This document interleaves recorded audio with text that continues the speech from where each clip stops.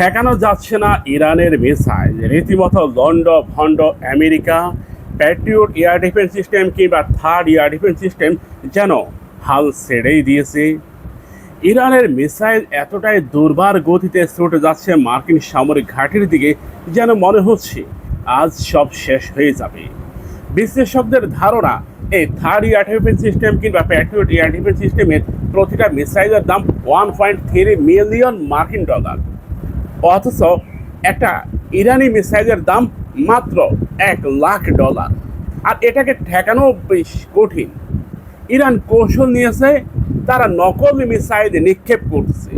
ইরানের নকল মিসাইলে রীতিমতো কানা হয়ে যাচ্ছে মার্কিন সাম্রাজ্যবাদ। ইসরায়েলের আয়রন ডোম যেন কথাই বলতেছে না। মিসাইল একের পর এক নিক্ষেপ করতেছে, শনাক্ত হচ্ছে, কিন্তু বিস্ফোরণ হচ্ছে নকল। আসল মিসাইল জায়গা মতো হিট করতেছে। কুয়েতের কথাই ধরি, কুয়েতে মার্কিন সামরিক ঘাঁটি এটা রক্ষায় আমেরিকা এক রাতে খরচ করছে 24টি THAAD air defence system missile এবং 13টি Patriot air defence system missile, কিন্তু মজার ব্যাপার হচ্ছে একটাও কাজে আসেনি। ইরান যতগুলো মিসাইল নিক্ষেপ করছে, মাত্র হাতে গোনা কিছু মিসাইল থার্ড ও প্যাট্রিয়ট এয়ার ডিফেন্স সিস্টেম শনাক্ত করতে সক্ষম হয়েছে, ভূপাতিত করতে সক্ষম হয়েছে।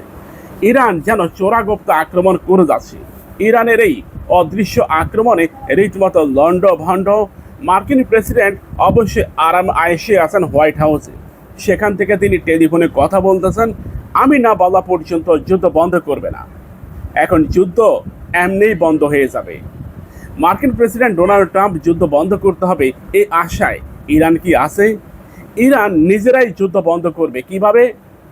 কারণ আমেরিকার THAAD air defence system missile ও আমেরিকার প্যাট্রিয়ট এয়ার ডিফেন্স সিস্টেম মিসাইলও প্রায় পুরি এসেছে, যেটা 2 মাস আগে হয়েছিল।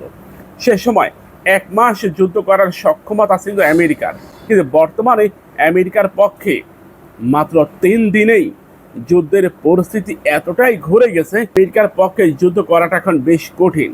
প্রকাশ্যে অনিচ্ছুক আমেরিকার একজন ক্যাপ্টেন সম্প্রতি আল জাজিরাকে দেওয়া এক সাক্ষাৎকারে তিনি তার অপারগতা স্বীকার করলেন।